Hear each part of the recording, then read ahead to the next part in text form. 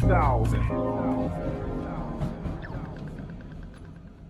What is doing? My name's Maloney. This is the 3000 podcast. I'm joined today by a couple of mischievous weed advocates, Alec and Will. Thanks for coming, boys. Hey, g'day. How's it going? Good. Right. You guys have come down to the 3000, but you're from the Goldie, I believe? No, I'm from the Northern Beaches in Sydney, but I currently live and reside on the Gold Coast. Okay. And Alec is from the western suburbs. Of Sydney, though. Sydney. You've got to say here, Sydney, because yeah. we're in Melbourne. It's different. Whereabouts out west you from, man? Near Parramatta. Yeah, area. not too west, yeah. Yeah, okay. Yeah, that's Not not too very... west. Start of the west. Start of the west. I'm actually from a bougie part, I'd say, the bougie west. Wow, there you go, the bougie west. All right, so... Bougie West doesn't fucking exist. No, it does. There's a, man, in every part of every west, because I don't know, because we live on the east coast, the west is generally the less affluent area. But man, Western Sydney, like, what is it, Five Dock and all that stuff, that's a nice spot there. I don't know if I'd call it Five Docks more inner west. I'm not West. from inner west, yeah. No, outer west. Yeah, West it's the start of the wild, wild west. Start of the wild, wild west. All right, well, let's break it down. How did you two guys come to meet each other and to start, as we said, making mischief? So Will had balling on a budget, and I'm a publicist by trade, and we do like guerrilla marketing and publicity for corporate clients. And Will had quite a big following on the Facebook page and through the whole balling on a budget lifestyle blog Had outlet. a million till that he, it got deleted. It got deleted. Yeah, it got deleted. Though we can get to that. Yeah, Okay. for Facebook took it off air. Yeah, so they had 1 million followers. They had some really good engagement, and so we just hit them up as a platform to collaborate with and do some projects through and push some projects out through some advertisement and other collabs. And yeah, I guess it just grew from there. There was synergies with him and I, and it's been over a decade now. Yeah, it's been quite a while. I've been stuck with him. Yeah, Yeah, we've been stuck with each other for a while, actually. there you go. And we kind of got a yin and yang thing going on. Obviously, he's from the other side of the tracks than where I grew up. I was a professional skier for probably about 13 or 14 years. Grew up all over the world, traveling, competing on the Freeride World Tour, doing film shoots for movies and yada yada yada. And through action sports, I got into media, ran a couple of magazines, and then obviously I started an online magazine with Ballin' on a Budget. I've always been a big weed advocate. Always smoked weed since I was probably like 16 or something like that. From back when I went to summer camp first, when I was about 15, going into 16 in Whistler. So I grew up on the BC buds, and then obviously spending a lot of time in California. We had some synergy. Obviously, he was into graffiti. I was into action sports and surfing and skateboarding. And we kind of came together. And one day we ended up doing a collaboration with famous Aussie rapper Hijack. And we came up with this idea that we were going to do like a happy birthday weed kind of activation. What year on is this? 420. This is 2016. Okay. So we're 8 years into it. And what we did was with Hijack, we made a giant banner that said "Happy Birthday Weed," and we were inspired by that movie Up. So we went to the balloon shop and got like 10 to 15 massive helium balloons and put it on like a 400, 500 foot string and flew it up in the air, and it said "Happy Birthday Weed." Yeah, like a big balloon-powered kite, I guess. Yeah, but you had no control over it. No, well, we had the string to anchor it, so we had like two of them, one on each side, so we could kind of position it, Someone point it called towards CASA, the main road. and then the cops came because we were flying in the international airspace. Yeah. And they came and shut it down, and then indirectly because of that kind of inspired us, and they were like, "Oh, we might be onto something here." And then fast forward another year later, we decided that we were going to build a fake hydroponic art installation on one of Sydney's busiest streets, which is William Street, about 300 or 400 metres down from the Coke sign. In the cross. Cross. The Coke sign's still there? Yeah, it's still Yeah, there. it's still They've been there. fucking around with it a bit. They've updated it okay. over the years, yeah, but it's still there. I think it's LED now. And then so we we built the installation. We had no idea what was going to happen. And we didn't really even plan to get into what we're doing now. Obviously, we're big potheads. He's not smoking at the moment, but I'm still a massive pothead.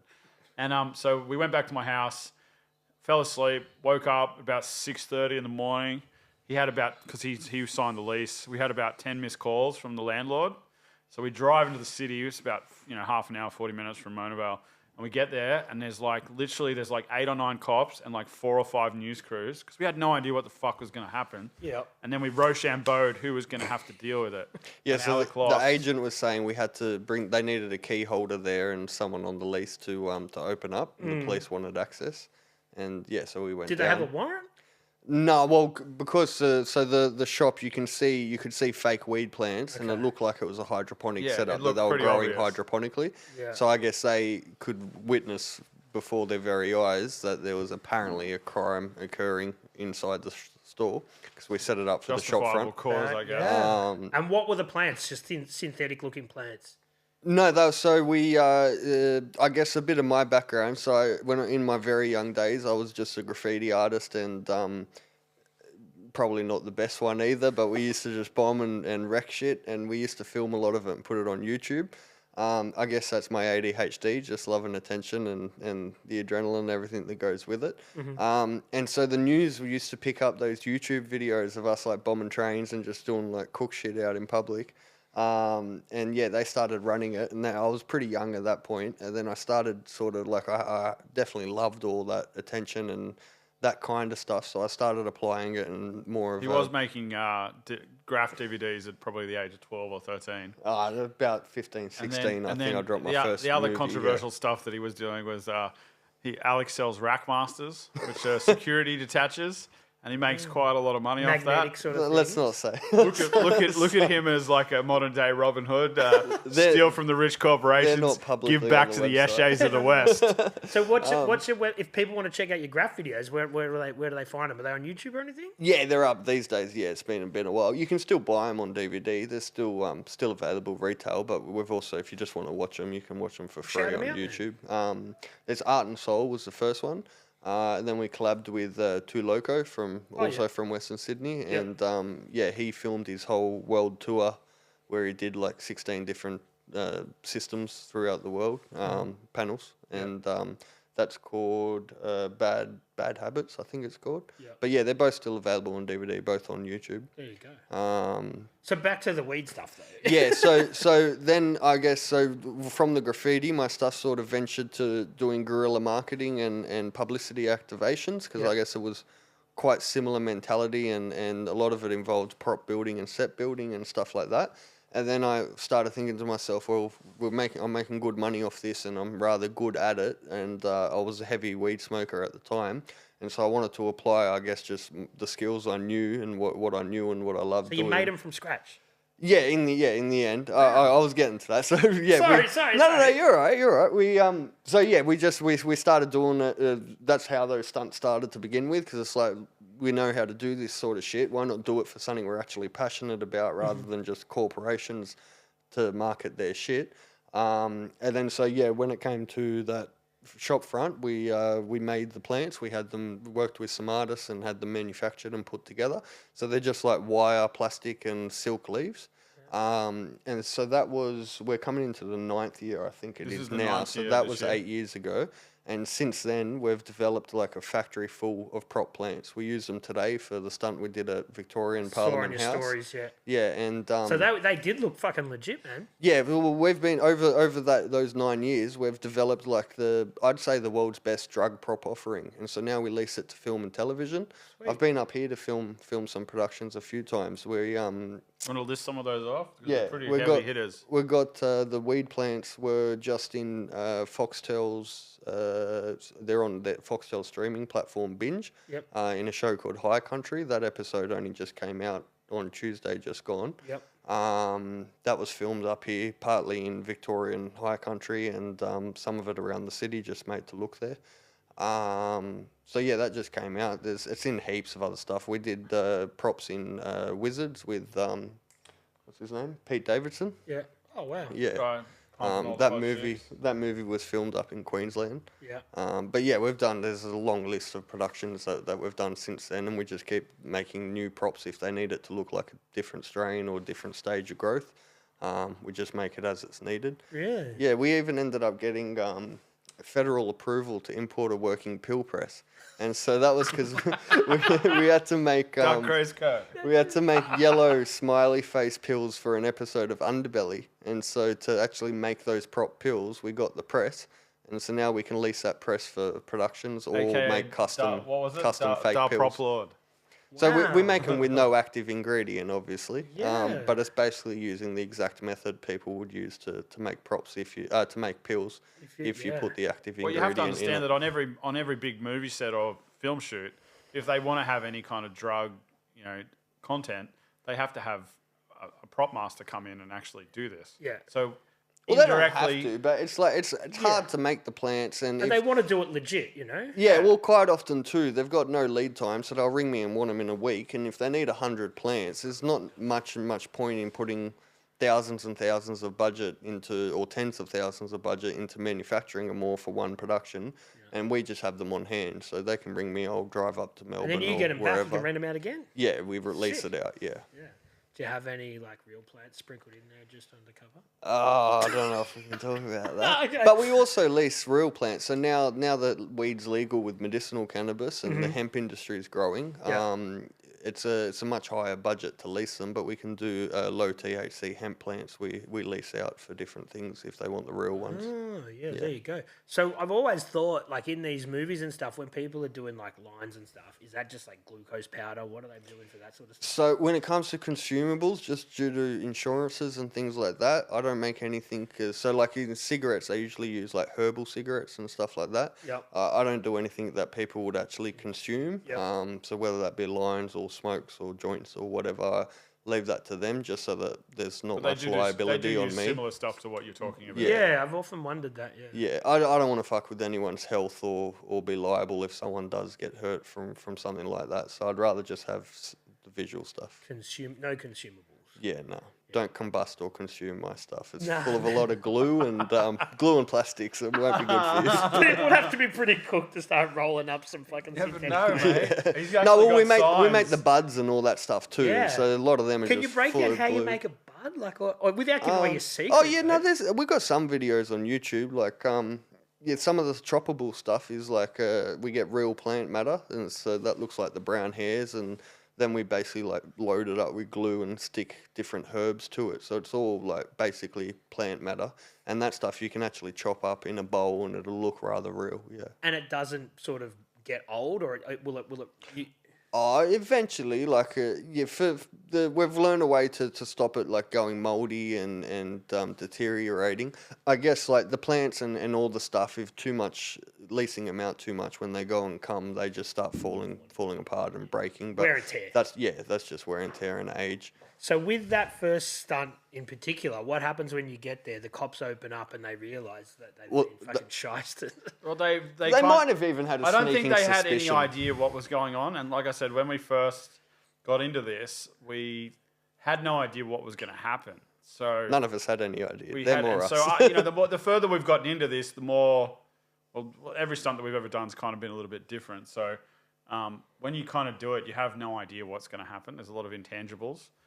But it was quite shocking to see, 15 plus people standing out the front of the shop, and 8 or 9 of them were police officers, and there's 4 or 5 news crews. They were all there. But you must look at him and go, "We did it," because that was your. Oh yeah, intended... no, it was great. No, it was fantastic. Yeah, like I said, but there's still that shock and awe because you got no idea what's what. You don't know. But that's your ideal outcome. 100%, 100%. Yeah. We've gotten out the ideal outcome. We've only ever had probably one stunt that ended up not getting as much publicity as we had thought. But that was probably just because of weather and just because of some. I'd say they've all been highly successful. We just want to get the conversation started, and it's a bit of entertainment for consumers it's of fucking the fun. plant. Yeah, it's fun. Yeah, it's fun, and we just like it tongue in cheek, a little bit mischievous. We're agents of chaos, and we like to cause a little bit of mischief and get people talking about the elephant in the room that needs to be talked about. And that's hence why we call it. It's called Who Are We Hurting? Because really, at the end of the day, what we do in our own domicile, if we're not hurting anybody else, who are the police to tell us what we can and can't do? It's not necessarily just thanks to us. There's been a lot of other people that put a lot of effort into all of the change that's occurred. But since we started doing these, now we have medicinal cannabis where anyone can just ring up a cannabis clinic, get a prescription and get it legally. We've got 5 MPs elected across 3 different states. That's for the legalized cannabis party. So today we're working with Rachel Payne and David Edershank. They're elected MPs here in Victoria. So they were privy to what you were going to do today to an extent? Yeah, we basically did it in collaboration with Cool. them. It was a Yep. press conference for them, and we just combined it with the Who Are We Hurting. Tomorrow we'll be out at Flagstaff Gardens for the public 420 event. So they're putting that on this year. We're just up here to help them with that, and this press conference that we did today. But yeah, so there's been a lot of progress in the whole movement since we started, and we just want to push that a bit further. I guess on my agenda, we need to fix the driving legislation because even people legally prescribed, they're being discriminated against on the roads. I mean, Totally. yeah, I've just lost my license for 6 months. I hadn't smoked weed in probably 2 days. I'm a medical cannabis patient, and it's ruined my life. Yeah. It's made my life a lot more difficult. Does that driving ban go interstate as well? Yeah, it's a national, federal driving ban, but it's just like, if they did have a test for, how inebriated I was, then I wouldn't have really an issue. It's like if I'd gone to the pub and I had, 10 beers and then I drove, I got done for DUI, that's my own fault, right? But if I drank the beer 2 days ago and then the beer was, still somehow in my system 2 days later. but once he's sober again, Once I'm sober it's again, like getting in trouble for that.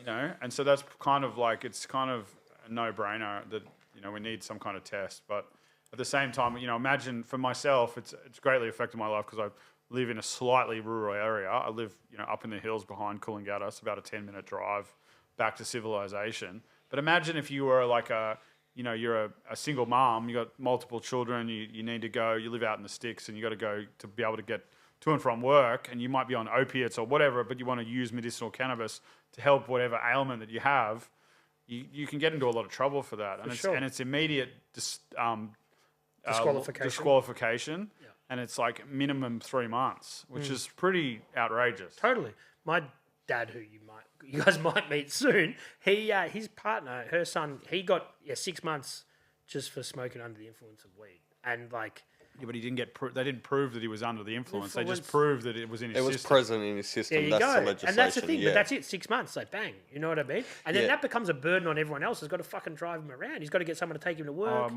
That's my story of my life for the last almost 4.5 months. I got, I think, 8 or 9 weeks to go, but it's cost me thousands and thousands of dollars, and it's pissed off people, and like, it's ruined my love life, and it's just.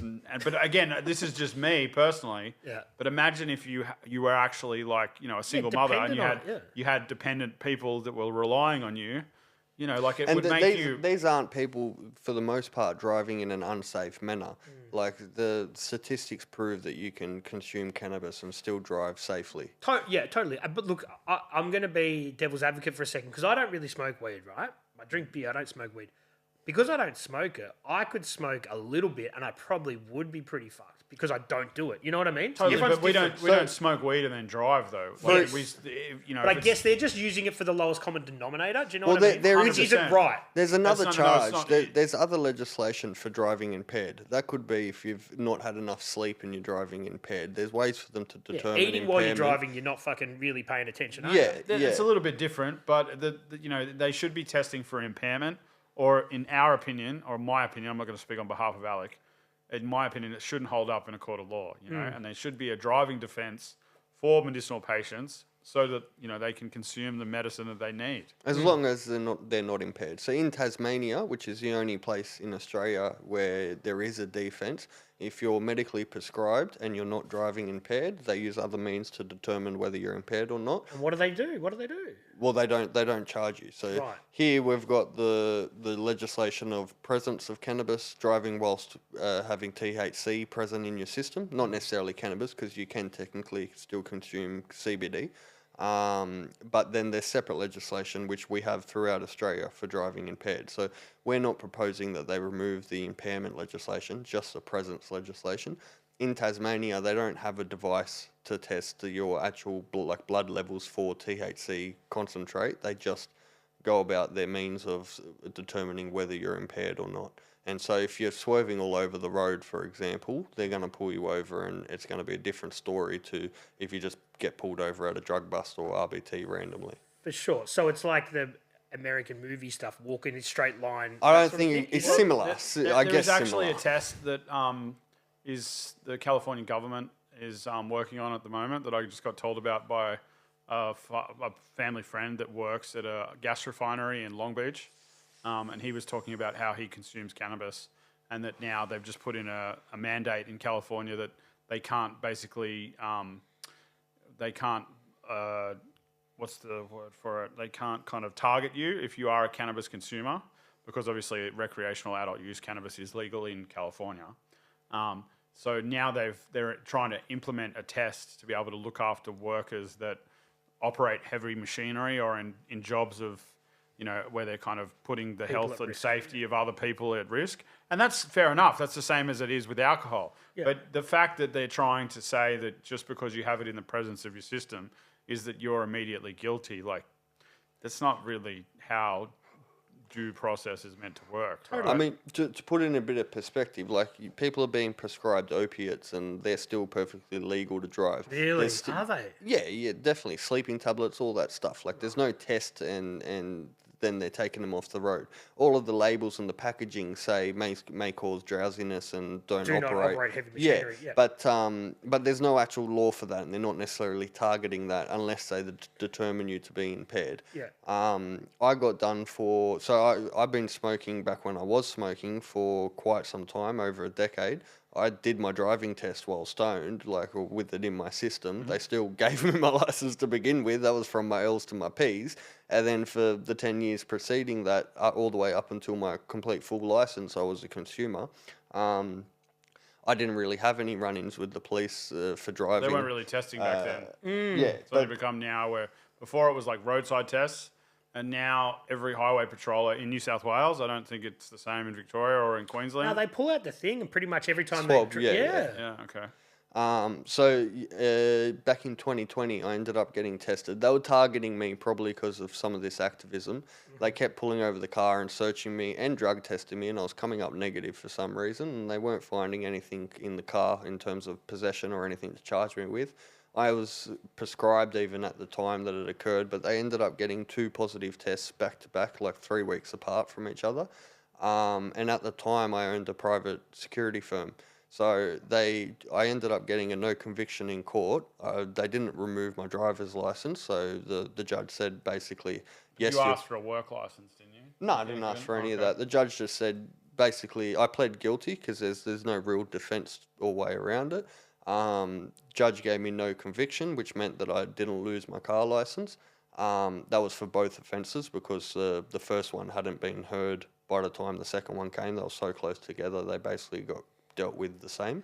Yep. But in the security industry in New South Wales, it's run by the police force, and they do consider no convictions, even though it's meant to be not on your record. That's it. Goes against the fucking... The whole idea of a no conviction, Basically, so, Alec was employing about 10 people, and he lost his master security license. So they revoked that, down. And I had to fire all the staff. So I was working full time doing this publicity and marketing, not even in the industry. I just ran the company and employed the people. They managed it and looked after it themselves. They knew what they were doing, though.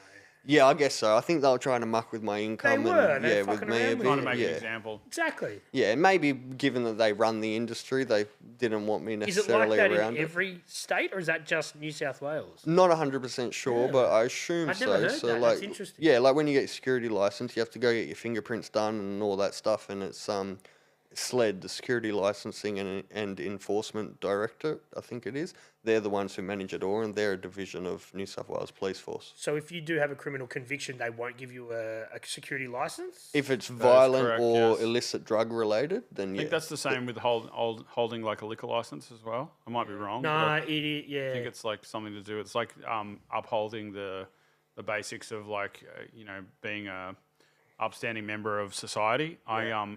I have an ex-girlfriend that is a stripper and an OnlyFans creator, and she's a nurse, and she had the same problem, not the same problem as him, but she informed me that you can't let anybody know that you have any extracurricular activities that might cause any kind of problems for you as a nurse, because they can say that you're bringing the trade into disrepute, which is kind of like a Victorian era They like, tried that bygone first bullshit. with me. They said that I was not a fit and proper person to hold it, like a couple of years before the driving matter.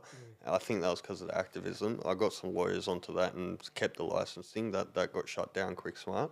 But yeah, there's a few crimes where you can still get your security license. Not quite sure what, but if it's violent or like firearm related or related to illicit drugs, then that's a Kind of grounds makes to revoke. sense. I Well, but guess. at the time I was prescribed. So even Yeah, if it totally. was in my system, it was medicinal cannabis in my system, not illicit drugs. But Yeah, they for didn't sure. take that into consideration. So what do you propose that they do? So if it's in the system, you think it's fine, but you think that you shouldn't drive when you're impaired. So how do you police that, for lack of a better term, in the perfect world that you guys are hoping for? Well, in Tasmania, they don't seem to have an issue. There's not carnage on the road, and that's more just a matter of if you observe bad driving, pull them over and There's do also what not you that many need to. people in Tassie, though. Yeah, maybe, but I guess if you look at statistics, the majority of accidents or fatal accidents occur in country towns where there aren't that many people. So is there a way for them, say hypothetically someone consumes weed prescribed, right, legally, they're in a fatal accident, they are deemed to be under the influence. How do we determine whether that was taken, they consumed it yesterday or that day, or do you know what I mean? Well, so if someone's in a fatal accident, I think they definitely take blood samples and test to find out what's in their system with a blood sample, which is much harder to do if you're just pulling over a driver on the side of the road. You don't want to be getting blood out of their arm with a needle on the side of the road or having to take everyone back to hospital. But you can check levels there, and then you'll sort of know, like, at least how much was in their system. I guess. So it gets smaller as the time progresses, I'm guessing. Yeah, I guess Yeah. as it's leaving your system, it would lower, or if you haven't consumed that much to begin with. I mean, like you said, if you're not a regular consumer without a higher tolerance, you could only consume a little bit and be impaired. Yeah. I guess that is the tricky part of it. But I think that they should just, especially given that all other prescription drugs aren't treated that way, and there's a lot of others that cause impairment in similar ways. Totally. I think they should just be a little bit more lenient on it. If it means still doing I don't know about the walk the line test, so I can barely walk straight at the best of times, and I'm sober now. So Well, that is a thing, because everyone's different, and you talk Yeah. about booze. Even I drink 12 beers a day, and I shouldn't drive, and I don't drive, but I feel like I could. Someone who doesn't drink could drink one beer and they'd be pissed. yeah, that's right. I'm Everyone's getting rowdy off tolerance this one. of stuff is different. Do you know what I mean? Yeah. Like, They are working on tests to be able to facilitate. I'm not saying that needs to change with booze, because I think people drink driving's a bad idea. Yeah. But that's just me. Using But they should have the same kind of system for, No, well, I think Cannabis. the issue there. and that's something that is going to come in the future, and it is something that the government should be spending money into. For sure. And one good thing, I guess, about us being so behind with this weed stuff is that we can look at case studies from around the world and what Well, works. you'd hope that happens. Well, I would think that it doesn't. I'm going to leave that up to. Well, the case studies at the moment and proper studies, not just what's happening around the world, but studies where they've specifically focused on this issue and the merits of all of it. It's all finding that it's safe. So that for the most part, no matter sort of what you consume or what your tolerance is, that you're pretty much safe to drive. So I know it's not really you guys like sort of area of expertise, but with things like other legalized prescribed stuff, like what they do for people with heroin and stuff, are they not allowed to drive as well? Whatever morphine. No, I believe they're allowed to. Yeah. Methadone. So those guys with the methadone, they could go get their thing. Again, you'd have to ask a doctor. they can I wouldn't drive want to with be it. quoted on that, but from what I'm aware of, I think that's the case. Yeah, they can drive with it present, but everywhere there's legislation about driving impaired. But that could be as simple as if you don't sleep for a few days and you don't have anything in your system, you could still be driving impaired. But that's it. Yeah, you could do anything in it. Then they have to prove that you're impaired. Whereas with the drug driving, as soon as it's in your system, it's proven it's in your system, you're automatically guilty. It's presence, yeah. So as soon as it's present, that you're done. I'm of the mindset, and you guys are probably the same, that test people after an incident's occurred, not before, and say you might be troubling someone. Do you know what I mean? Just to give you an 100%, example, man. And I do agree with I've you though. You smoked- don't want. I've smoked like 5 to 10 bongs before, and then driven, and then been tested, and then come up 0 or like Comes up negative, yeah. Come up negative, and then in this instance, which was like I was driving a girl home after a party. I hadn't consumed anything the night before, but the day before I had, like maybe 36 to 48 hours beforehand, and then I got pulled over.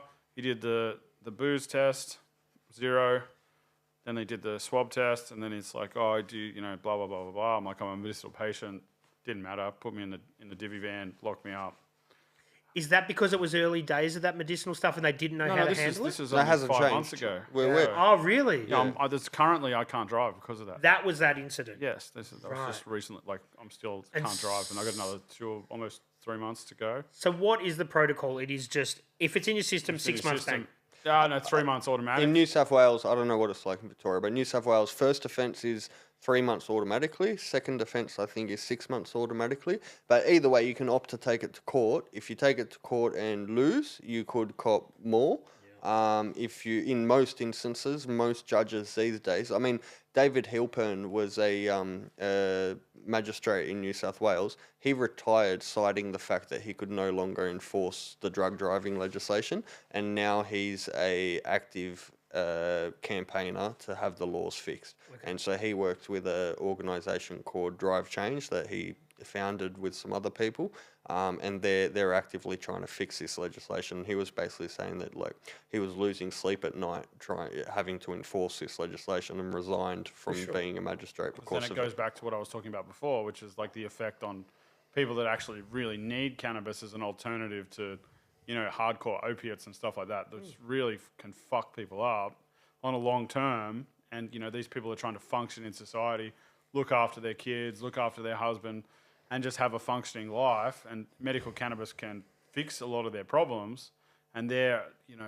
petrified of being able of being put through what I've just gone through. And again, like I'm not really, I am a little bit of a victim from it, but at the same time, from my perspective, it'd be much worse for someone like them. Yeah. And the whole point of medicinal cannabis was and is to help people, And so a lot of people, from what we've been told, from just interviewing and talking to different people, a lot of people are worried about getting prescribed medicinal cannabis because of this. What happens? Yeah. So, like I said, I don't consume it personally. My mother-in-law, she smokes weed every day, and I have to get it for her because she's in her 70s, and I'm trying to set her up with the legalized stuff, but she's like, and she gets all confused by it. It is.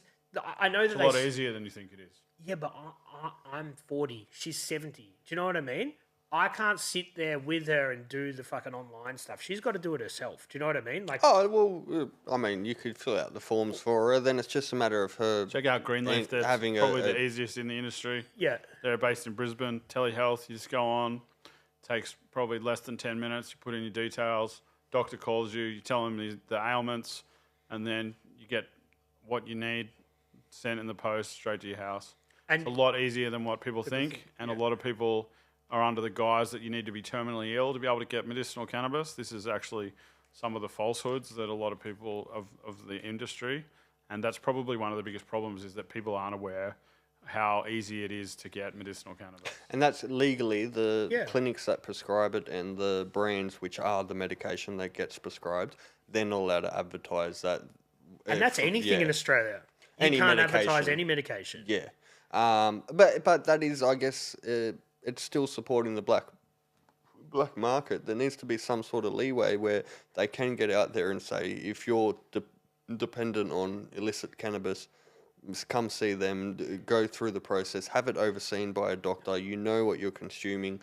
If it's not the right thing for you and you happen to be dependent on it for the wrong reasons, at least a doctor can then try treat you with that and maybe bring down your THC levels over time and wean you off it if it's not what you're meant to be on. Yeah. Or if it is what you're meant to be on, then at least you're doing it right. You don't have the risk of possession charges and other things like that. You don't have to have your son-in-law go get it and he might get done. You can just have it posted to your house. And it's stressful on me sometimes, and I'm like, fuck, can't you just sort it out? But that is one thing that I've even asked. I've tried to make doctor's appointments for her, and they're like, you just do it online. I'm like, okay, that is a process we need to go down. But I guess for everyone doing stuff online, but there's certain members of society that probably isn't an easy process. Yeah, for so them. there are more physical places opening up. So Yep. there's like Relief Clinic in Melbourne, which you could potentially take her I to. think there's one in Frankston or Mornington. Yeah. Where's Relief? They're in St Kilda. Yep. I think they're in Frankston. I think they're Frankston. in Melbourne City. They're all over the place. Shout out to Gary and those dudes over at there. Greenleaf is another one in Brisbane. That's really, I just got prescribed through. It was really easy. Talking about Milo? Very user friendly. Greenleaf? The one in Brisbane we went to. Yeah, it was Greenleaf, wasn't it? No, I think it's My Leaf. I could be wrong. Maybe it's my leaf. Some kind of leaf. Yeah, they've all got the same kind of. But acronyms basically, and names. if Cannabis, the easiest way would be to just fill, the form is basically just putting in your details, your Medicare, booking a consultation.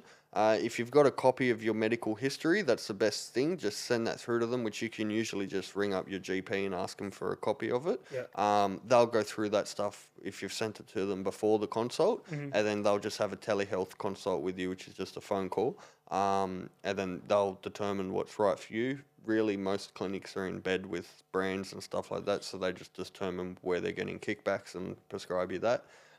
So the industry is a little bit of a joke. People should be able to grow their own. But the price for actual meds is starting to get competitive with street prices. So I guess the only difference And the quality is then you've got your consult fees. From the medicinal side is usually better than what you're going to get on the street. Depending where you are and who you know. You know.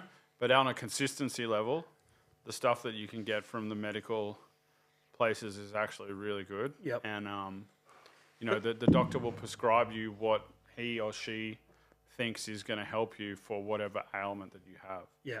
Because I know some people that have the medical, like the medicinal whatever, but they'll keep that little canister because it's got their prescription on it, but they'll buy the other stuff and in case they get put over, because they say it's a lot more expensive to do it the legitimate way. So that's obviously something that needs to kind of... It depends on which clinic you're going to. Some of them have exorbitant prices. Some of them are more reasonable.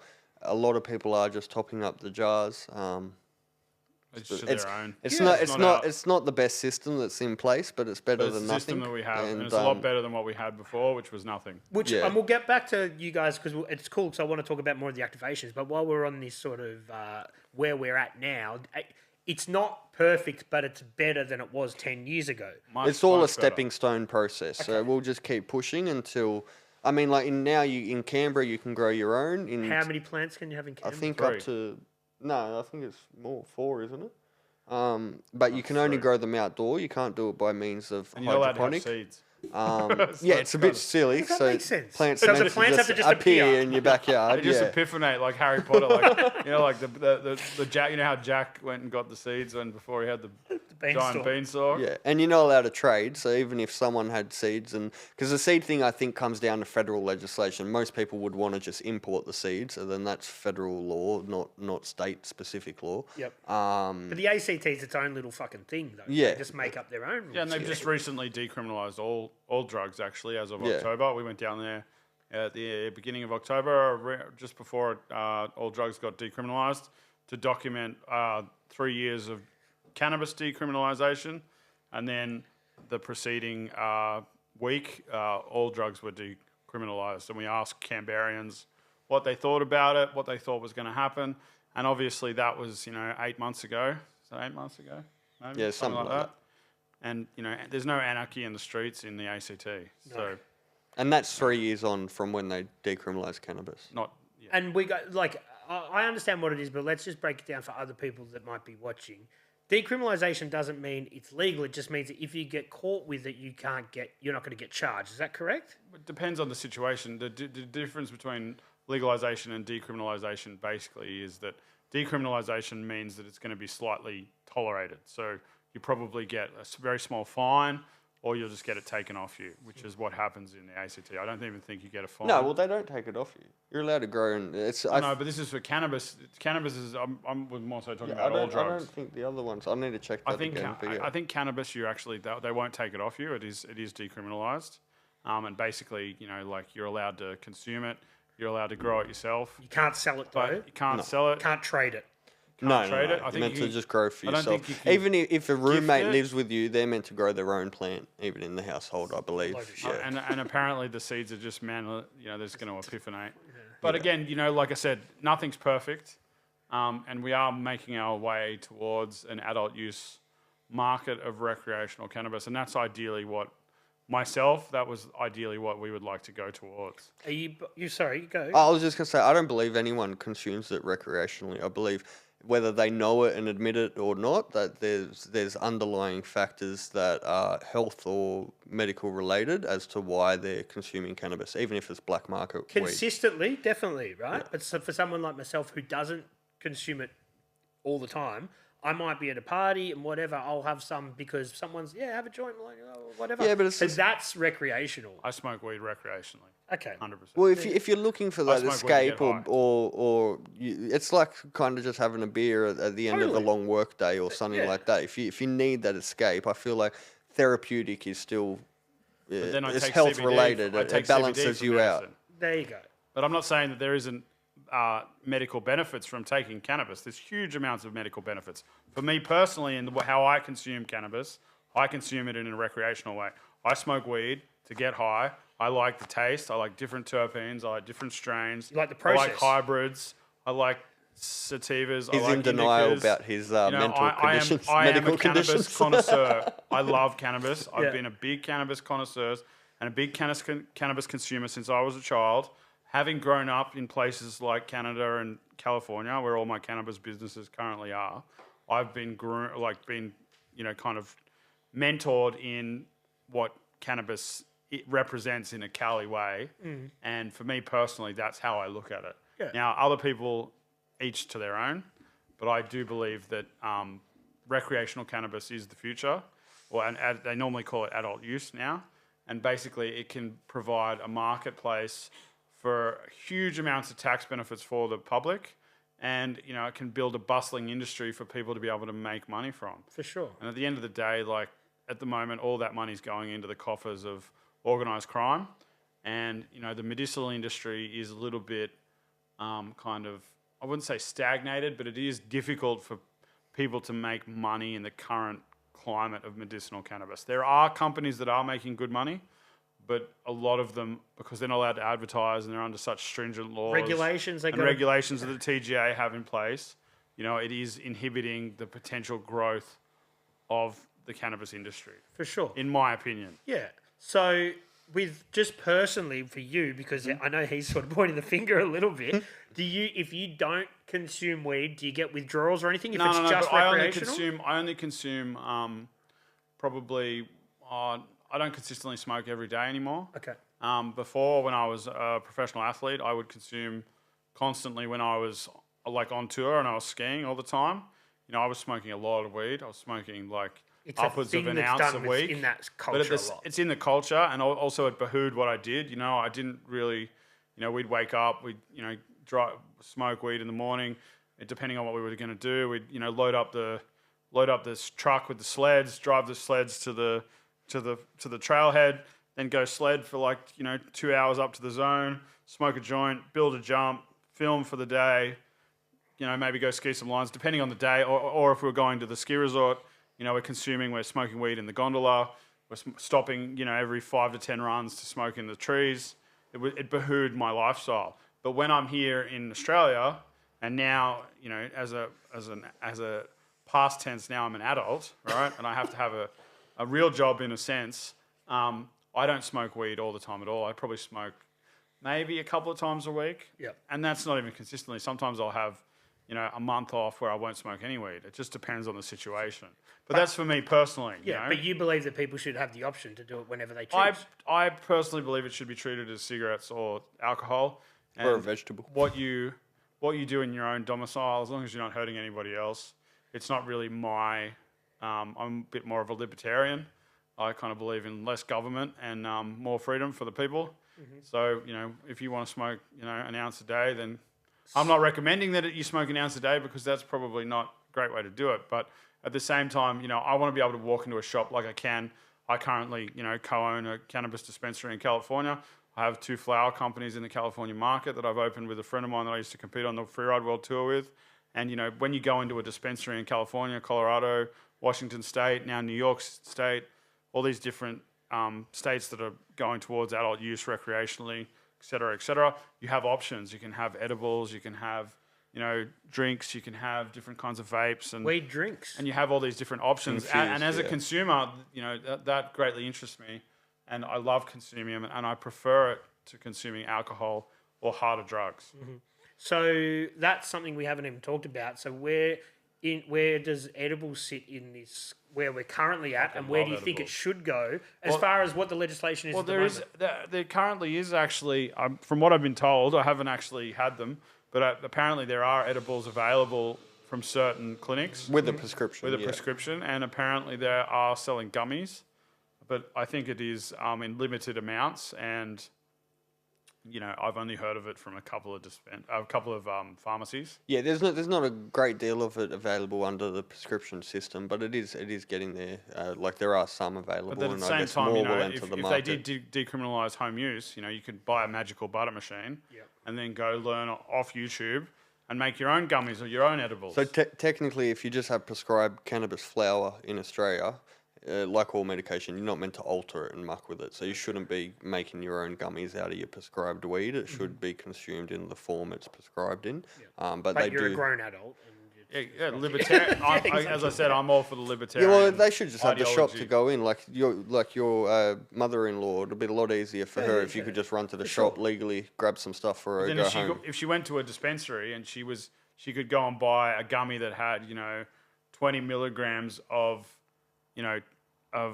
THC in it and 5 milligrams of CBD or whatever example that it is, she would know that dosage is gonna be consistent because there's CDA tests that are gonna make sure that consistency is with every product. And I think with her in particular, she's an old hippie and she's used to the process of rolling joints and consuming them all day long, right? Not all day long, but one in the morning, one in the afternoon, Regularly, a couple at night, right? She's not the kind of person that will go into a gummy and get that fixed. I think that's a lifetime of habitual use, Totally, but she might enjoy the variety is the spice of life, right? For sure. So let's just talk about, because I'm not really that versed in this sort of stuff. So each state, do they have different legal, is it federal now to the point that everyone's allowed to consume it medically if they have a prescription, or is there some states that are left behind? No. No, yeah. So the TGA is the one who changed their laws, and so that's a federal organisation. That's who regulates the medical market, and then separately states like Tasmania's driving laws was already constructed in a way that once cannabis became prescribed, it meant you were allowed to drive. All the other laws, just because of wording and how it's written, that is still illegal because it just talks about the active ingredient within cannabis. So say, for instance, just trying to get my head around it, if I've got a prescription and I then give that to someone else, am I breaking the law? Well, you can't obviously give them the actual prescription. Yeah. But if I give someone a handful of weed of your buds, yes, yeah, it's the same as if you prescribe Xannies and give it to you them are. to sell And what it, are that? And what law are you breaking there? What is that? How is that something that we need to change though? We've probably got to change a lot of laws. No, well, Shit, really. maybe not. Like, you don't want everyone out there going to doctors trying to get prescribed all different stuff so they can go sell it or give it to people. If someone needs something, go see a doctor. But cannabis isn't a dangerous drug. It's something that you should just be able to go to the shop and buy. Exactly. Everyone's everyone. But So in general, it's pretty much it's been a plant proven. that grows in the ground. It's herbal. For sure. So where do you guys personally stand? And you might have different opinions here on decriminalisation of other illicit substances. I think it's a really good idea if there is a system in place in order to be able to facilitate the rehab of people that are, really, really addicted to drugs. I don't think that ice personally should be decriminalised. I think the personal consumption of things like cocaine and MDMA, as long as done in in the right fashion, what I do in my own domicile should be my own choice. But at the same time, if you look at places like Washington State and Oregon that have just fully decriminalized and basically legalized all drugs, there has been quite a lot of problems.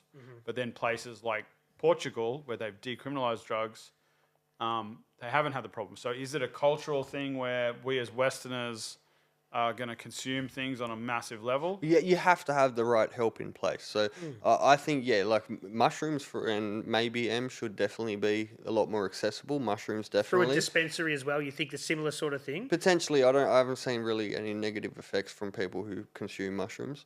And it's now a prescribed medication as well. It's just In Australia? yeah, it's in its early But days. it's under a and very strict guidelines. You have to Yeah. be with a psychiatrist, and When they you give you consume what it, they call a hero dose, which is going to, incur some kind of really kind of harsh reaction. They do it for PTSD and all sorts of different stuff.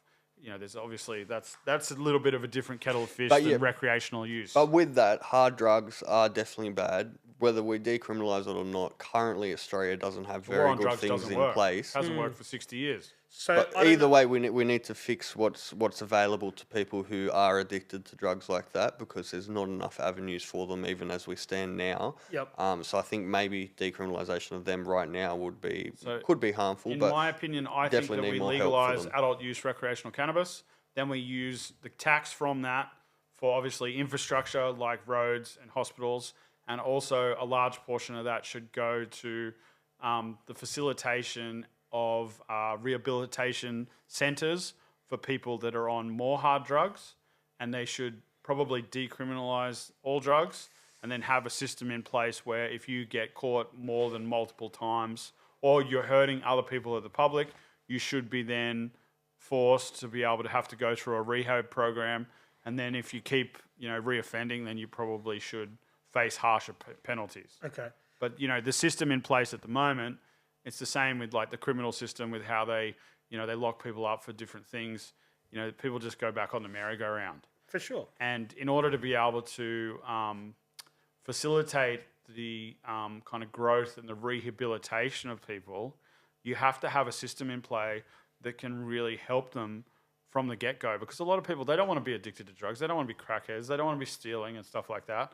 But, once you're on that merry-go-round, from what I gather, I've had multiple family members that have been ice addicts and heroin addicts and stuff like that. Not so in my immediate family, but cousins and stuff like that. My parents have rehabbed one of my cousins off methadone, off heroin, and off ice. Ice was by far the worst to watch.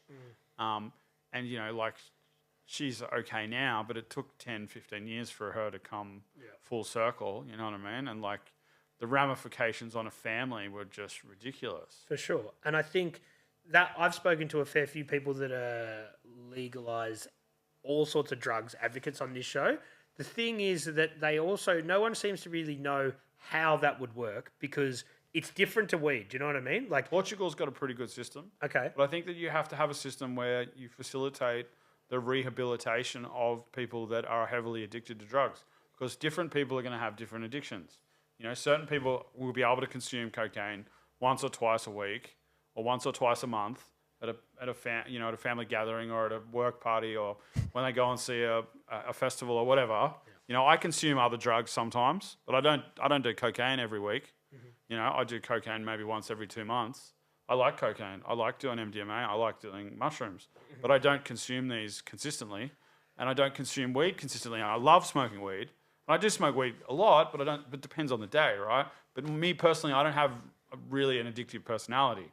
But other people, they have different addictions. And so you need a system in place to be able to facilitate the rehabilitation of people that are really, really addicted to drugs. Because at the moment, it really just criminalising people and throwing them in a cell and saying you're a bad person. It kind of locks them into a shitty lifestyle and to keep returning back to that. And it's hard. And how are you going to pay for that? You need a system in place.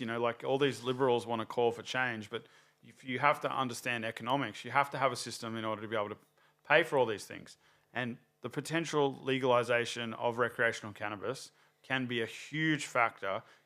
The tax from that can be a huge factor in contributing the money to be able to facilitate the rehabilitation of people off harder drugs. Okay, so if recreational weed is legal in Australia, which you guys are hoping happens soon, Yeah. then what happens to people that are incarcerated? So they might be There consuming. should be a full amnesty for anyone that has ever been affected by growing, cultivating, or selling of cannabis. Yep. In a fully and it should happen in America. It should happen worldwide. All they're doing is growing a plant. Cannabis can have negative effects on people, and they have in the past. Yep. But again, so can everything. So can drinking too much Coca-Cola. It can rot your teeth and make you fat. Yeah. So it is what it is. And at the end of the day, I have freedom of choice, right? So if you're a sensible human, you should consume something sensibly. And that's it. But That's at all. the end of the day, if they make it legal, it seems silly to me that they would keep people that are in there for cannabis only And do they offences let them- incarcerated. They should just let them out. Records should be expunged, so even if you're already out on the outside, you should no longer then have a criminal record because it's no longer illegal. And they're saying that, look, maybe, I guess they don't want to admit that prior laws were wrong, if that's the case. So it leaves them vulnerable for potential civil suits or something like that, though. I don't know. No, You know what I mean? maybe not. Potentially, no. If you do it you'd have to talk to a law professor about this. But if it was done in the proper way, like the suggested amnesty that Biden was suggesting should be implemented for all cannabis people all through America. But now hard drugs are a little bit of a different story.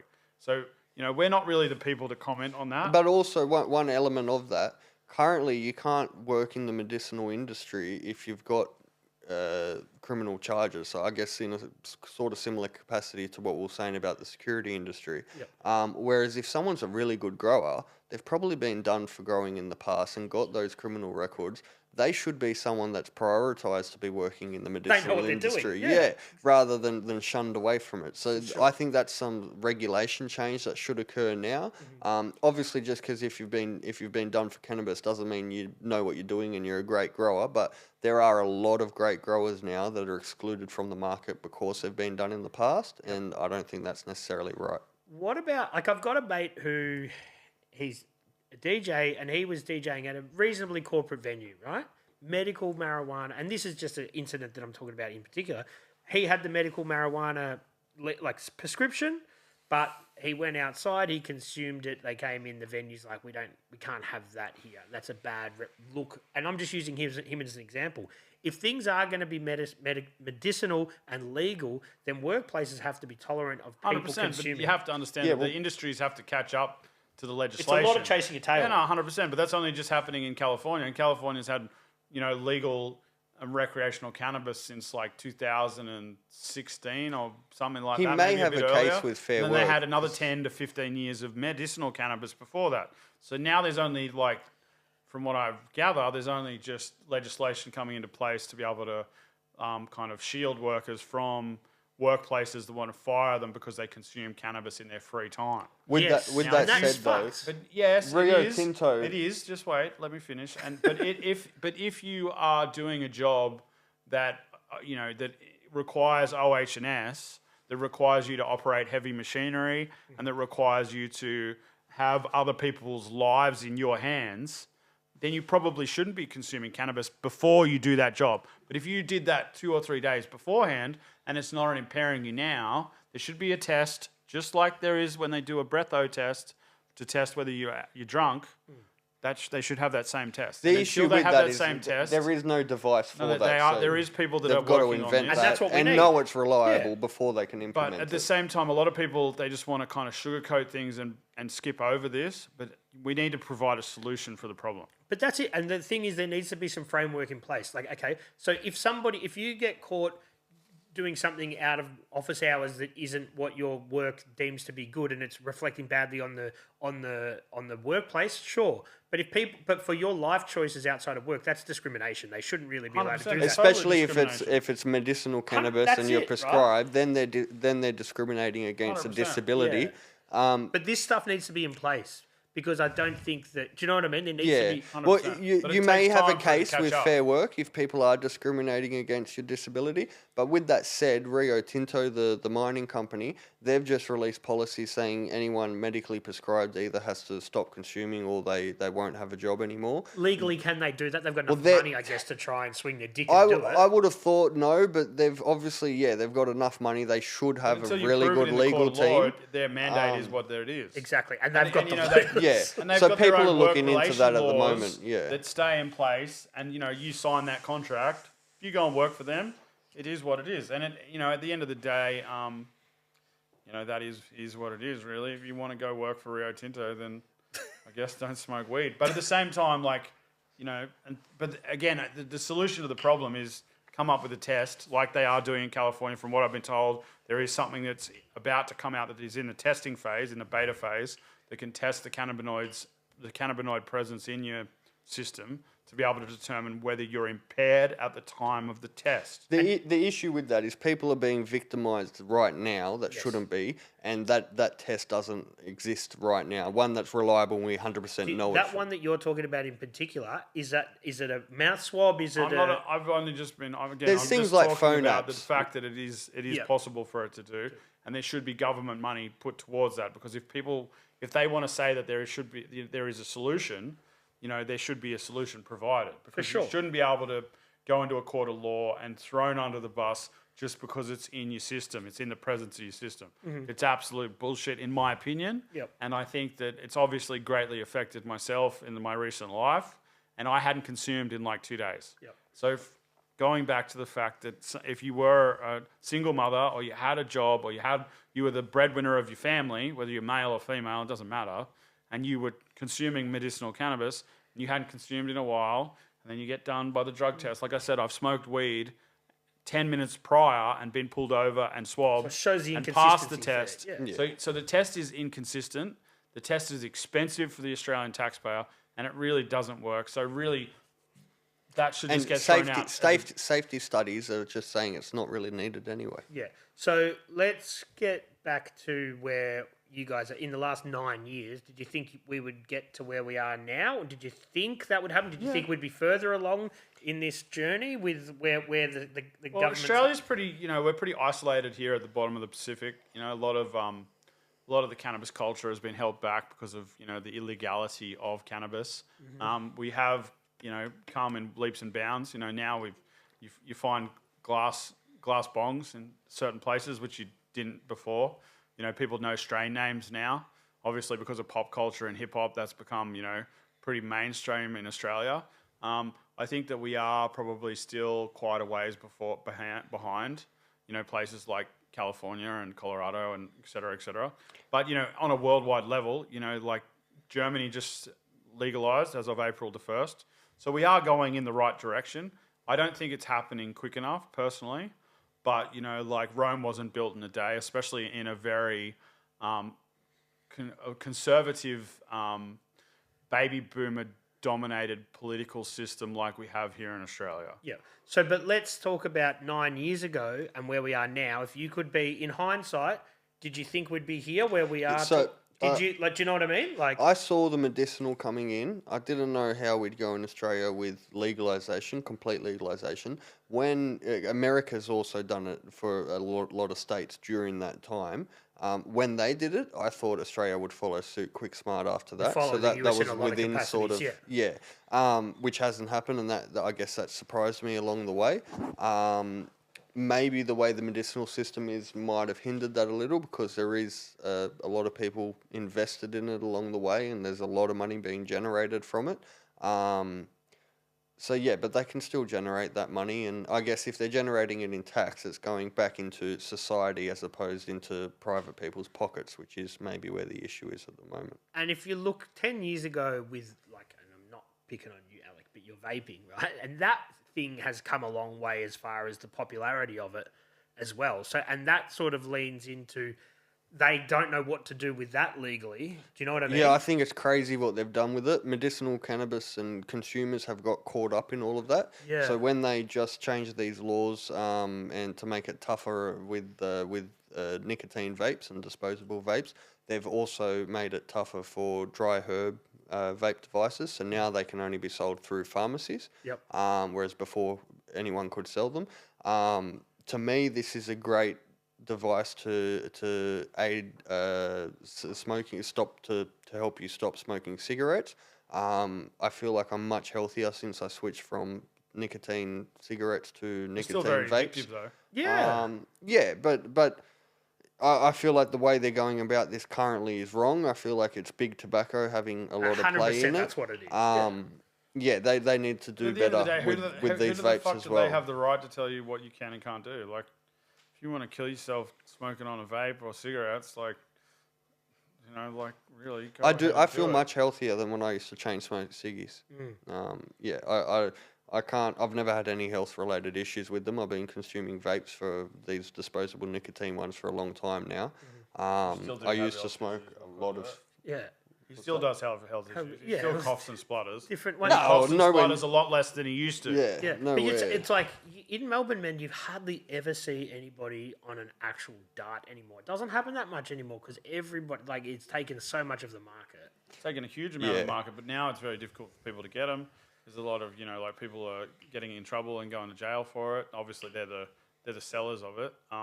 So, you know, again, you need a system that's... No, but there's also a lot of kind of organised polices crime and- related to it because it's illegal. And there's a lot of organised crime too with cigarettes. And, you know, people, if you go into certain cigarette tobacconists... They keep blowing each other And up. they- They keep firebombing each. Yeah. Oh, it's happening. I don't know if it's happening in your states. It happens here Yeah. all the time. Mostly Melbourne, I think It's that happened is. Yeah. like I reckon probably like 50 times this year. Yeah, stealing cars, drive it in, set it on Yeah, fire. they Yeah. did firebomb each other.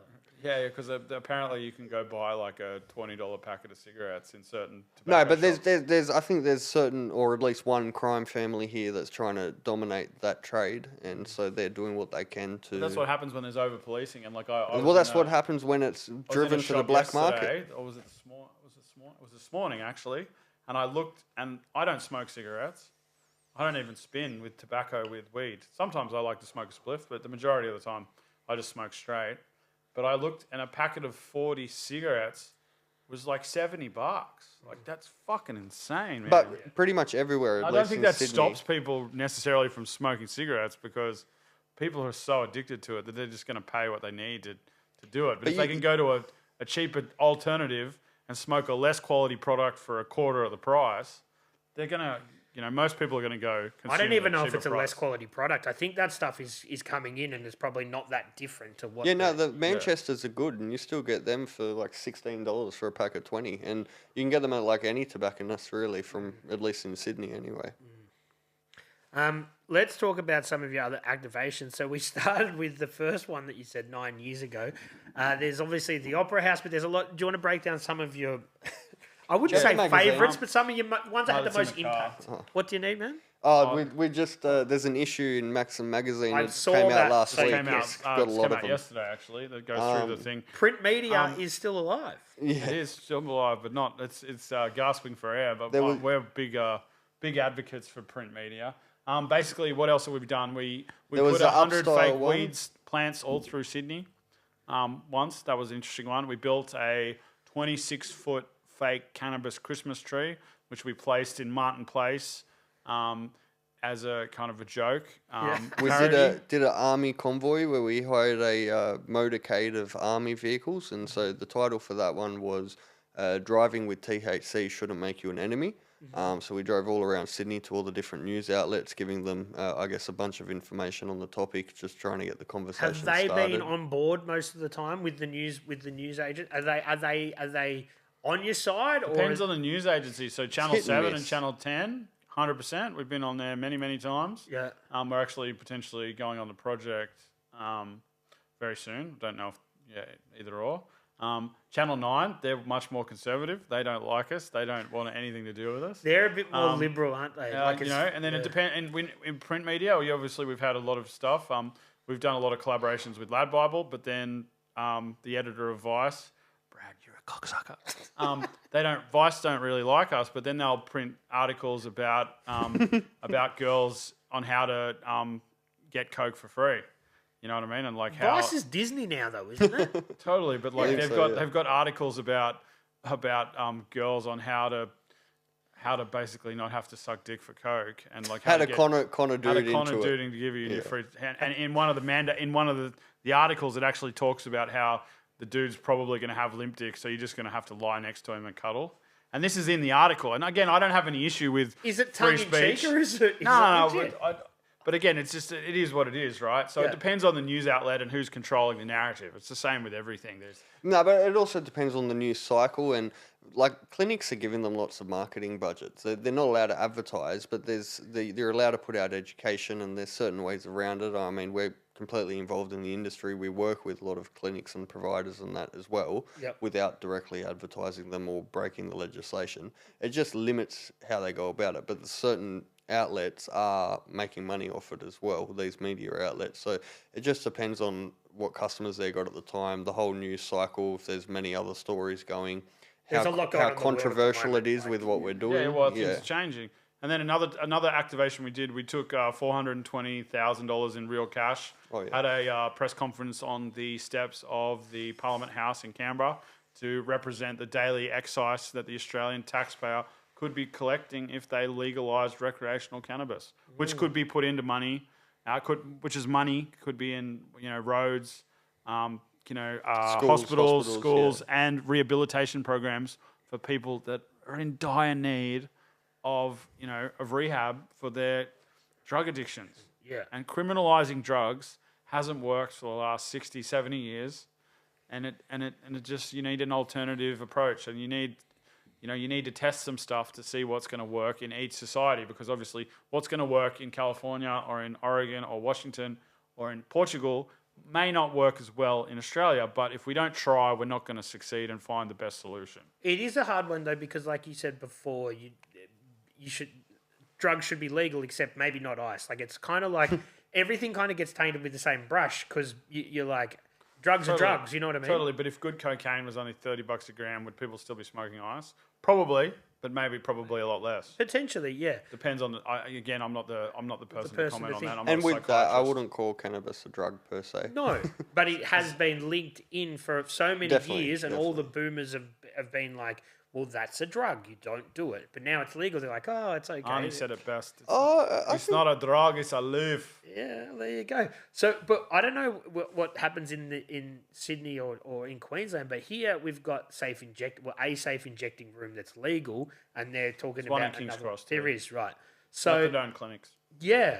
Do you believe in something you need like a solution. You have to have a solution. If the problem doesn't work, any kind of problem in society, if it doesn't work over a long period of time, it should be in the society's best interest to try and test for a solution for that problem.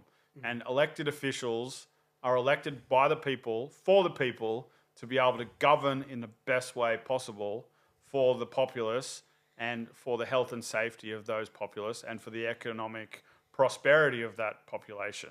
And that's not what's happening. I mean, at least with giving heroin addicts methadone, they're not out breaking into your car or your house trying to earn $1 so they can go buy heroin. So Is I guess that's it one proven benefit. to work though? I don't know. It is proven to work. Well, if they're has on been worked in methadone- Switzerland, it has worked in other countries. But again, different strokes for different folks. You need a kind of a committee of appointed experts to be able to come up with solutions for individual problems. And so, obviously, you guys aren't from Melbourne, but you're here now. And was that for the 420 thing tomorrow? Why Melbourne? Why did you want it out of everywhere you could have sort of done something? There's kind of a history of these activations that ancient. No, so Matt Riley used to run them, but Matt so Riley. traditionally Melbourne's had the biggest turnout for 420 events. So at the moment, there's only really a big one happening in Queensland, and WA's putting one on because they've got other elected MPs there. But years running, Melbourne has consistently put one on, had a massive turnout.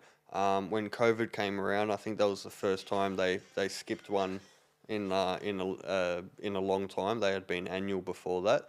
Once they returned for the past 2 years, they've been met with a huge police presence. Which is probably going to happen tomorrow. Yeah. So Yeah, if we this do get will happen arrested tomorrow before too. this comes out, Come and bail me out, please. This will go to air 2 days after or 3 days after that event. Yeah. So hopefully you. Well, yeah, the commissioner's already said he's going to have a zero tolerance approach tomorrow for cannabis. He's But gonna if have a people lot are of medically using it and they have a prescription, how different do you, story They can there. still get arrested, apparently. No. He's talking about illicit cannabis. Right, okay. He's just disregarding the fact there's medicinal available. But the cops the might private. say that you're not allowed to consume in public. You know, No, but they can't just make up laws on the spot or rules on the spot.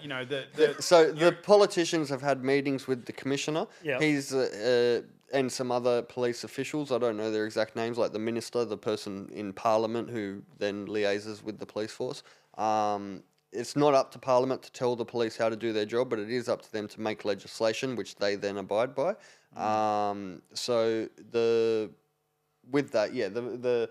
The police they've agreed to brief all of the officers in attendance about the medicinal cannabis climate.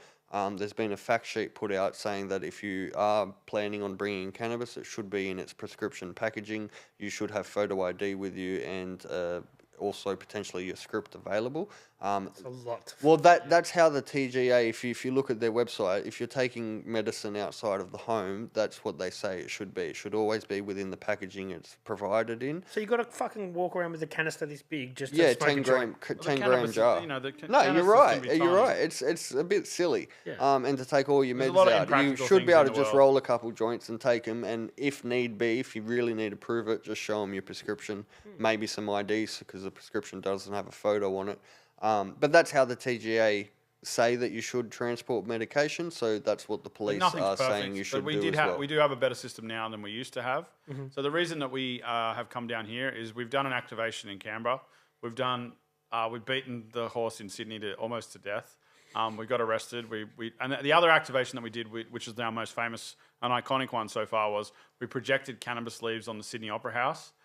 We got arrested for that. We were on bail for 22 months. What was the charges with that? Because it was meant to be a fine, but they opted to have it heard in court instead of just giving us personal infringement notices. They gave us court attendance notices, and with that, they were able to put us on bail.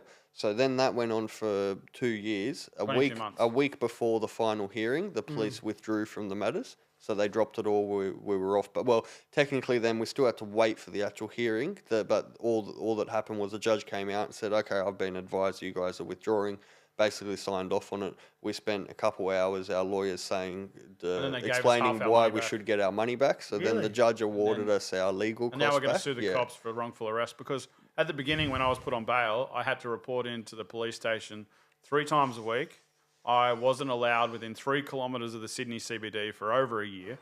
And for 11 months, Alec and I weren't allowed to talk to each other under the basically the bikie terrorism laws of like collusion, which is like pretty ridiculous. Like, had we have like graffitied or left like a permanent mark on the iconic Opera House, then I could understand that, you know, they want to throw the book at us. But really, all we did was project some funny imagery. The actual fine was for distributing advertisement or promotional material on Opera House premises. And the Opera House is... That's drawn a long bow, but they fucking got And the Opera House, and well, technically we weren't on the premises. No. And under the zoning of the Opera House, it's the only commercially registered building in Australia. It's like a trademark. It's almost like a sovereign piece of land, which is under the guise of the non-elected officials that form up the Opera House Trust. So, like, really, like, if you argued it, originally we were going to argue constitutional law, and we're going to take it to the High Court of New South Wales, but that would have cost, $50 grand each. That's some and castle type and shit. it's a lengthy 100%. process. And But if you had the we money to realised do it, we would do it. We realised we didn't even have to. It's a lengthy and costly process. We might have even got our money back from that by the end of it. But then we realised we didn't even have to. 1, they didn't have any evidence against us. And 2, it was simple enough to fight it in just local district court. And so we proceeded with it. They tried to get us to just plead guilty and pay the fines as much as they could. But... Yeah, we didn't break the law. We checked it out beforehand. We don't go into these things breaking laws. We know what we're doing is right. Everything to make people laugh. Everything's done in tongue-in-cheek, a little bit of mischief. We are mischief makers. We do like to shake things up, but we're not blocking the streets. We're not trying to cause any harm to anybody. and we're not trying to disrupt their day, disrupt or people's the flow of day-to-day traffic life. Because when you do that, in our opinion, which a lot of these blockade people, and we do know these people, and I am all for protest and I am all for free speech, but if you piss people off and you stop them, they're not really going to identify with your cause. Even if they agree with the cause, you're still just getting them offside, potentially. Exactly. Yeah. They've got their own lives to live. Yeah. So if everything goes to plan and this whole thing is legalised for personal consumption or adult use, what did you say, adult use? Adult use, yeah. Then will you guys stop the activations? Probably go to the next country. We're planning on potentially doing our next massive activation in the UK next year. Yeah. We're in talks with Netflix is potentially doing a documentary about us. So until it's legalized worldwide, we won't rest. But And maybe there are other things that we do want to contribute to the world, other protests and other causes that we want to. Basically, we just like causing mischief. And but we can do a lot more other art and talking about the elephant in the room, and whether that's cannabis or free speech or something else that comes up, whether it's environmental stuff or stuff like that. We have a special skill set. Alec and I, we're willing to put our nuts on the chopping block. We do like attention, obviously, but we have other vocations that kind of contribute to this. Obviously, I work in cannabis. I do TV hosting. I work in media. Alec works in media as well. Alec, we both work in publicity. All these kind of things kind of mesh into what we do. Yeah. But we're very much, and why we're such good friends and why we've been doing this for so long, is that the cause outweighs our own egos. Mm-hmm. So whatever the cause is, whether it's for seismic testing, potentially we're talking to Greenpeace about doing something like that, or whatever cause it is that we think is the elephant in the room that needs to be, hopefully either us or someone that we've inspired will hopefully be there to be able to kind of inflict some change. But these kind of activations and these kind of stunts, like, they're a way of causing mischief and basically shining light on something that needs to be talked about. Spark a conversation. I am keen to focus on more general art and entertainment. So we've been doing a lot with film and television. Because that's the whole point of this, why we started this at the beginning when we first flew that stupid fucking happy birthday weed sign up in the sky, was we just wanted to do something a little bit avant-garde and get people talking about something that we felt passionate about. Mm-hmm. And, I'd love to encourage people around the world to, whatever it is that they have a passion for, go out and, the journey of 1,000 miles starts but with one step. And if you don't go out and do it, nobody will. And basically, we all have the same 24 hours in the day. So instead of bitching about something, put on your shoes, go out into the world and go make something happen. Because at the beginning of this, we'd never done anything like this before. We had our own vocations that we did, and we came together and we created stuff. Mine were somewhat similar, but mostly for marketing rather than advocating. Sure. Yeah. So tomorrow with the event, which would have been a few days ago when this comes out, what could people expect? In a perfect way, how does that day go down for you guys? Well, it's part protest, part celebration. So I guess celebrating the herb, celebrating how far we have come, protesting the changes that still need to occur. In a peaceful manner. And definitely in a peaceful manner. It's in the park, not blocking the highways or anything. Because we don't want to piss people off. We just want to have a good time. To answer one of the prior questions too, so we also mainly came to Melbourne because we were invited by the political party who's here. So they're the ones putting on the event. And do you want to shout them out as well? Yeah, so that's David Edershank and Rachel Payne from Legalised Cannabis Party. Mm-hmm. So they're putting this event on and working with other politicians from other parties. So I believe the Greens are involved. So there's a step in the right direction. The politicians are actually talking. Yeah, they're talking to each other and they're collaborating, and that's what they're meant to be doing. They're meant to collaborate together as nominated people to represent the public's agenda and the public's of how to progress this society. Because we should live in this utopian society in Australia. We have all the resources. We have a small population. We have all these things that should put us at the top of the world, but we have all these fucking bureaucratic problems, We've all this corruption. Also been doing a series on YouTube that's been doing really well. Yeah. So shout that out.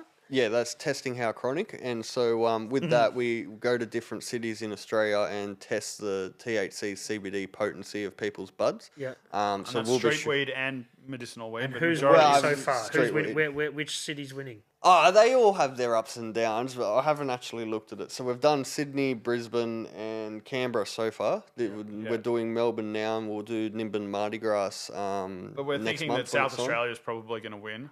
Well, they've from my opinion. been allowed to have personal use plants for a long time. They did have personal use plants, from what I gather, and then I think it got taken away for a little while because of a new government, and then it got re-implemented. I might be wrong, but this is what I've been told. I think they might get a fine, but it's like a slap on the wrist. But that culture, the reason that the culture there is more progressed over the last 30 years is because the illegality was a little bit less stringent. And that's why, stoner culture in places like California and Colorado, and obviously Canada, where they have federal legalization. Just to be very frank, the United States does not have federal legalization.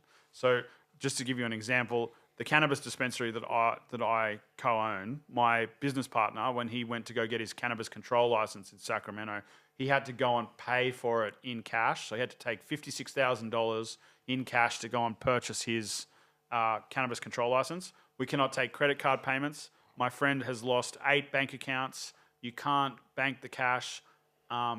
Most of that's due to bank policy. And also you can't write off any of the taxes. So normally in a business, you can write off a lot of your expenses. Whereas in cannabis, you cannot do that. And you can buy weed at the dispensary, like where that one's situated, but then there's a federal national park near it, so you technically can't take it there and smoke it. Yeah, you can't take it because so they've got some work to do too. Yeah, it's a heap of states, but if you don't try, you don't fix things. And so we have this perfect opportunity in Australia to have this utopian society, and we need more people like Rachel and David and other people, the Greens. And there are other progressive people that probably are in Labor and Liberal and the more established parties. But, it is the will of the people that they're meant to implement, and doesn't seem to happen very often. For sure.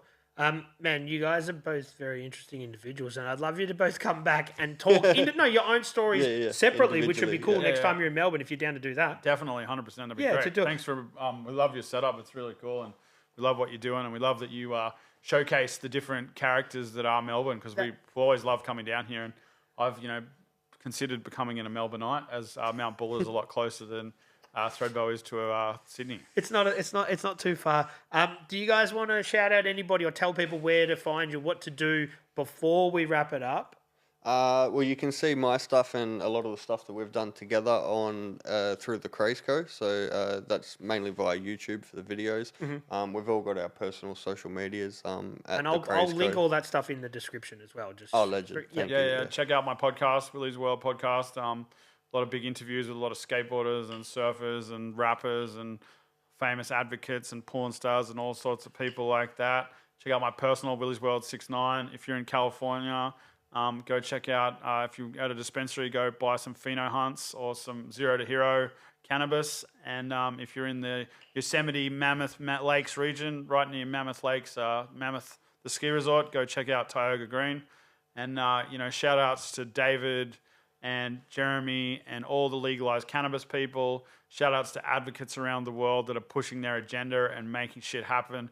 And shout out to you and all your homies, ladies and gentlemen. If you're out there doing anything of your passion, following your dreams, we love you and we encourage you to keep it moving and keep going to wherever Nirvana is for you. Also, a big shout out to Red Sky Apparel. They sponsored the publicity stunt and part of what we're doing tomorrow. And if you like hemp clothing, check them out. Yeah, definitely. So it's 100% hemp, is it? Not necessarily this shirt, but this is sustainable fabrics. But they do have a wide range of hemp inventory. They're in Wollongbar, which is right near where I live on the northern New South Wales. Yeah, so they helped make this trip possible. And I also want to shout out Miguel Martin, our videographer. Yep. He's back at the Airbnb right now, putting together the footage from what we shot today. So he couldn't make it.